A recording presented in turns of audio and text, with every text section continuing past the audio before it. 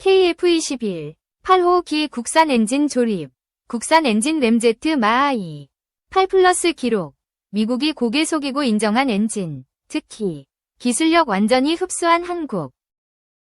방위사업청, 방사청, 이 다음 달 초 15000IBF 파운드 포스 엔진 출력 단위 급 국산 항공 엔진 개발 기본 계획 로드맵을 발표한다. 한국산 전투기 KF-21에 장착된 엔진은 14770LBF급인데 이보다 더 높은 성능의 첨단 엔진을 독자적으로 만들 구체적 계획을 공개하는 것이다. 2037년까지 5조 원을 들여 국산 첨단 전투기용 엔진을 개발하는 것이 목표다. 사업 총괄인 방사청은 공군 전력 우위 확보를 위해 2023년 2월 국산 전투기용 엔진 개발을 선언했다. 현재 자체 기술로 만든 전투기용 엔진을 보유한 나라는 미국, 영국, 프랑스, 러시아 4국에 불과하다. 현재 4.5세대 한국산 전투기 KF-21에는 미국 제너럴 일렉트릭 GE V15000IBF급 F414에서 400 엔진이 들어간다. 엔진이 KF-21 한 대 가격의 30에서 40%를 차지한다. 최근 첫 수출에 성공한 기동헬기 수리온에도 외국산 엔진이 쓰인다. 전투기의 세대가 높아질수록 고성능의 엔진이 필요한데 6세대 전투기를 개발하면서도 외국산 엔진에 의존하는 것이다. 엔진 수출국들은 기술 수출을 통제하며 다른 국가의 첨단 엔진 도입을 어렵게 만들고 있다. 방사청과 국방과학연구소, 국과연, 한화에어로스페이스, 두산에너빌리티으로 구성된 민관군 협의체는 지난해 내내 15000IBF급 첨단 항공 엔진 개발 로드맵을 만들어왔다. 국과연이 항공 엔진의 개념 연구를 맡았고 한화에어로스페이스와 두산에너빌리티가 각각 엔진 설계안을 맡았다. 국과연은 양사가 제출한 설계안을 토대로 정책적 제안을 담아 방사청에 제출했다. 방사청이 다음 달 공개하는 것이 바로 이 로드맵이다. 한데 이 로드맵엔 엔진 개발 후 어디에 어떻게 쓸지 구체적 활용 방안은 빠져있다. 첨단 항공 엔진을 독자 개발하는 가장 큰 목적은 KF-21과 T-51 뒤를 이으로 5세대, 6세대 전투기에 탑재하는 것이다. 그런데 정작 전투기를 만드는 체계종합회사 한국항공우주산업은 미온적 태도를 보이며 이 사업에 참여하지 않고 있다. 한국항공우주는 항공 엔진 로드맵 도출을 위한 민관군 협의체에도 들어가 있지 않다. 체계종합 업체인 한국항공우주가 개념 설계 초기부터 참여했다면 국산 항공 엔진의 완성도와 활용도를 높일 수 있었을 것이란 아쉬움이 남는다. 방산업계 한 관계자는 전투기 엔진을 바꾸면 그에 맞는 각종 시스템도 뒤따라야 하는 만큼 엔진 그 자체를 개발하는 기술뿐만 아니라 이 엔진을 달고 전투기를 운용할 체계종합 업체의 큰 그림도 필요하다고 말했다. 한국항공우주가 국산 엔진 개발에 적극적으로 뛰어들지 않은 이유도 있다. 한국항공우주는 KF-21 양산이 끝나는 시점에 차기 전투기를 생산해야 하는데 외국산 엔진 탑재를 기초로 생산 계획을 세워둔 것으로 전해졌다.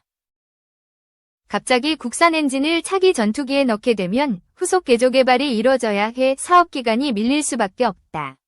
이는 곧 사업 비용 증가로 이어진다. 한국항공우주는 지난해 12월 두산에너빌리티와 업무 협약을 맺으며 뒤늦게 엔진 개발 사업에 한 발 걸치기는 했다. 두산에너빌리티가 항공 엔진 개발을, 한국항공우주가 항공기 체계 개발을 맡는 내용이다. 그러나 방산업계에서는 한국항공우주의 이런 행보가 항공 엔진 개발에 뛰어든 다른 업체를 견제하기 위한 목적 아니냐는 평이 나온다.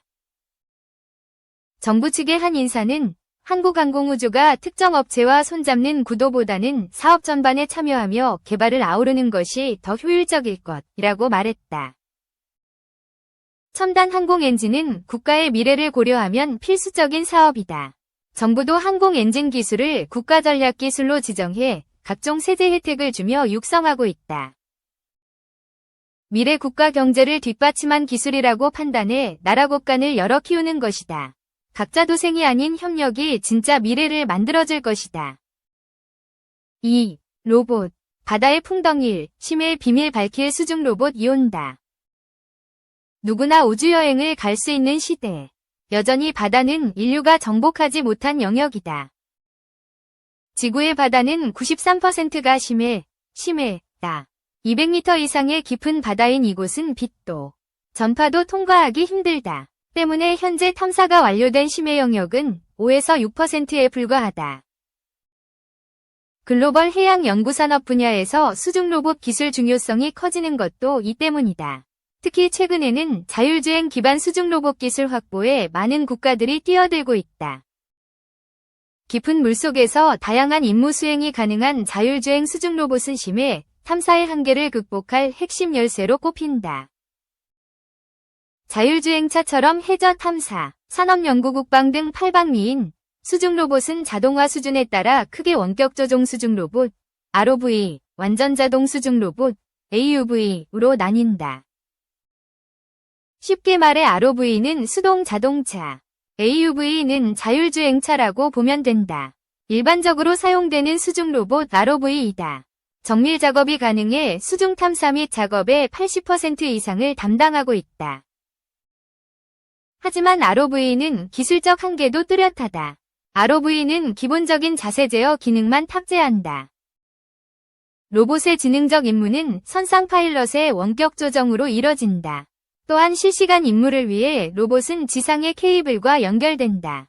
때문에 200m 이상 깊은 바닷속에 들어가야 하는 심해 탐사엔 한계가 있을 수밖에 없다. 반면 AUV는 로봇의 자세 제어, 실시간 판단, 자동화된 임무 수행이 가능한 로봇이다. 때문에 케이블 없이도 깊은 해저 속에서 자유로운 임무 수행이 가능하다. 다만 아직 기술 완성도 및 안정성은 ROV보다 떨어져 아직까지 위험 부담이 적은 넓은 지역에서의 간단한 탐사 작업에 사용된다. 이 같은 수중 로봇의 한계 극복을 위한 해결책으로 떠오르는 것이 자율주행 기술이다. 자율주행 수중 로봇은 파일럿의 조종 없이도 스스로 수중 탐사 작업을 진행할 수 있다. 명령을 입력하면 스스로 목적지까지 이동하는 자율주행차와 유사하다. 때문에 긴 케이블선을 연결할 필요가 없어 깊은 수심에서도 사용 가능하다. 특히 자율주행 수중 로봇의 가치는 일반적인 과학산업 분야에 국한되지 않는다. 국방 분야에서도 떠오르는 블루칩으로 주목받고 있다. 인명피해, 작업시간 등의 제한 조건 없이 안전하게 바닷속 기뢰, 선박 잠수함과 충돌하면 폭발하는 폭탄, 탐사 및 제거, 적 선박잠 수정 감시 등 임무 수행이 가능하다. 미국 유럽 등 시장 주도, 방산 수중 로봇 중심 산업 성장, 심해, 우주까지 다분야 탐사에 사용 가능하다는 장점 덕분에 자율주행 수중 로봇 산업은 매해 급격한 성장을 보이고 있다. 글로벌 시장조사 업체 그랜드뷰 리서치에 따르면 수중 로봇 시장 규모는 2023년 기준 50억 6천만 달러, 약 6조 7,440억 원 규모다. 오는 2030년에는 연평균 성장률 14.5%를 보이며 130억 2천만 달러, 약 17조 3,518억 원에 이를 전망이다. 현재 관련 산업을 이끄는 국가는 미국과 유럽이다.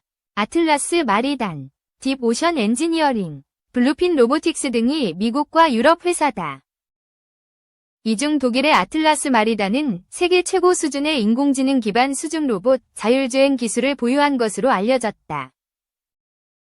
국내의 경우 방산 수중 로봇을 중심으로 연구 개발이 이뤄지고 있다. 핵심 기관으로는 선박해양플랜트연구소, 한화시스템, 한국로봇융합연구원이 있다. 한화시스템에서는 현재 ROV 기반 기뢰 제거 수중 로봇을 개발했다.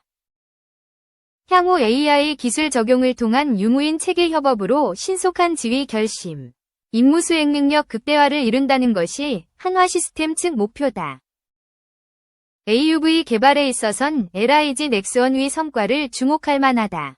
LIG 넥스원은 2020년 방위사업청과 수중자율기뢰 탐색체를 개발한 바 있다. AUV 타입의 이 수중기뢰 탐지 로봇은 소나, 수중 초음파 카메라로 기뢰를 찾아낸다. 또한 수백 미터 깊이 바닷속에서 20시간 이상 자율주행이 가능하다. 개발 사업비는 총 120억 원이 소요됐으며 지난해 완성, 올해 1월 공개했다. 글로벌 시장조사업체 그랜드뷰 리서치는 수중 로봇 중 AUV 산업은 예측 기간 연평균 성장률 17.9%를 보이며 급격히 성장할 것으로 예상된다. 특히 적군 감시, 기뢰 탐사, 적군 도발 예측 등 국방 분야 애플리케이션 수요와 채택이 주요하게 작용할 것이라고 분석했다.